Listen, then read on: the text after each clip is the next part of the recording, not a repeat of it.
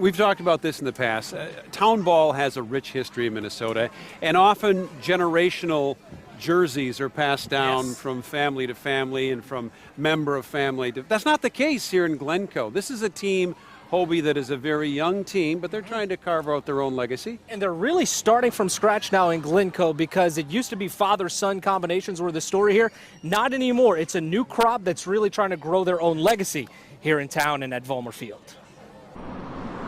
Definitely thriving. It's taken time to cultivate, but baseball culture is booming in Glencoe, even though that hasn't always been the case. Looking back at the history, we had town ball, I think, up to the early 60s, and then it kind of defunct here in Glencoe. There's a number of guys interested that wanted to get it going, and we did. Things bounced back in 1982. Throw a strike. Without a deep history compared to other teams in Minnesota, the Brewers are kind of a bunch of new kids on the block, led primarily by kids these days for town ball standards. I mean, we're getting there. We're still young. Every once in a while, it's weird to see a guy with a full-grown beard. I mean, I don't see that much, so.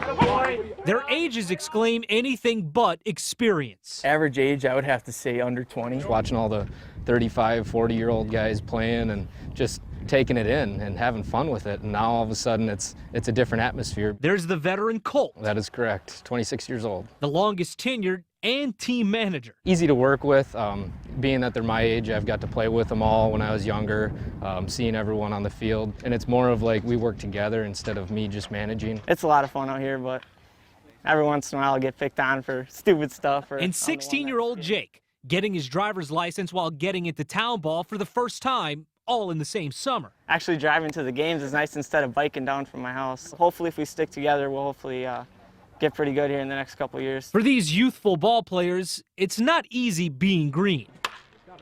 Up, up, up! It's challenging also, playing against older guys. Brody. They're building a new era of town ball, but their foundation is settling in the right place. Let's show up, have some fun, and play some baseball, because that's what baseball is all about. It's a childhood dream, and to have fun with it. It's been said that the great American pastime is becoming a thing of the past, with younger generations gearing themselves in other directions. But the Brewers are breaking that notion. Baseball's never going to die out. It's America's sport. Keeping this history alive for good in Glencoe. Now that I live in town here, I grew up in town, I bought a house, and I want to continue with that here, and I want to eventually have my kids doing the same thing that I'm doing. It's one of those deals that you hope everybody sticks together and good things will come throughout the futures. And we found it pretty ironic, too, because this team's name is, of course, the Brewers, but most of the roster isn't of legal drinking age. They said after the games they have to bring in a cooler of Gatorade and just a couple of brews. But here's the next generation of baseball in Glencoe. You guys excited? Yeah. I like it, Randy.